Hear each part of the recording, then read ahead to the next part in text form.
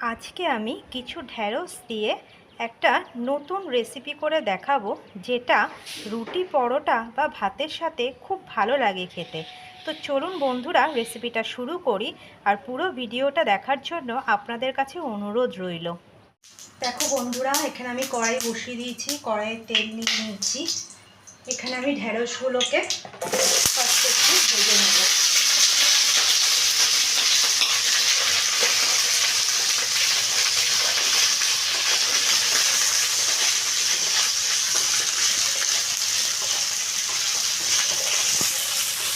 আমি আবার বসিয়ে দিয়েছি, কড়াই একটু সাদা তেল নিয়ে নিলাম, নিয়ে এখানে পেঁয়াজ কুচিটা দিয়ে দিলাম। পেঁয়াজ আর কাঁচা লঙ্কা কুচিটা দিয়ে দিলাম, দিয়ে এটা একটু হালকা ব্রাউন করে আমি ভেজে নিচ্ছি। এইবারে আমি এর মধ্যে 1 চামচ রসুন বাটা,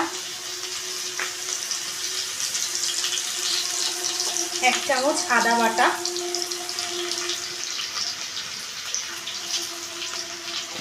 দিয়ে আবারও এটাকে আমি ভালো করে কষিয়ে নেব।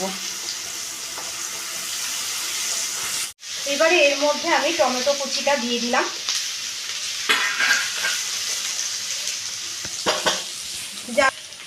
এর মধ্যে আমি এবার লঙ্কার গুঁড়ো 1 চামচ, কাশ্মীরি লঙ্কার গুঁড়ো 1 চামচ, জিরে গুঁড়ো 1/2 চামচ, ধনে গুঁড়ো 1 চামচ আর হলুদ দিয়ে দিলাম।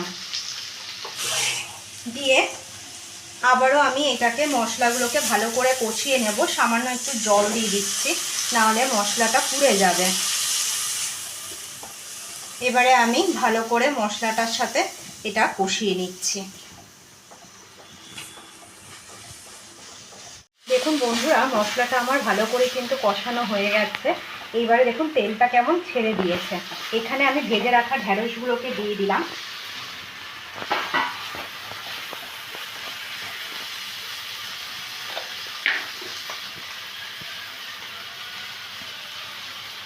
আর সামান্য নুন দিয়ে দিলাম। দেখুন বন্ধুরা, আমি ঢ্যাঁড়সটা কিন্তু মশলার সাথে ভালো করে কষিয়ে নিয়েছি।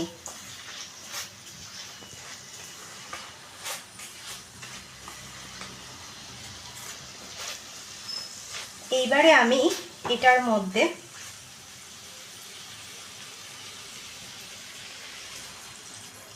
সামান্য 1 কাপ মতো দুধ দিয়ে দিলাম। দুধ দিয়ে এটাকে আমি আবারও একটু ভালো করে কষিয়ে নেব। দেখো বন্ধুরা, এটা কিন্তু কি সুন্দর ফুটছে। এইবারে আমি এইটার মধ্যে ফ্যাটানো টক দই 1 চামচ, 2 চামচ মতো দিয়ে দিলাম, যাতে টেস্টটা আরও ভালো লাগবে।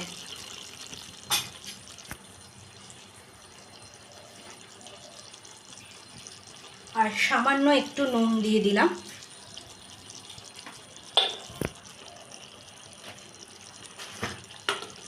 আর সামান্য একটু চিনি দিলাম।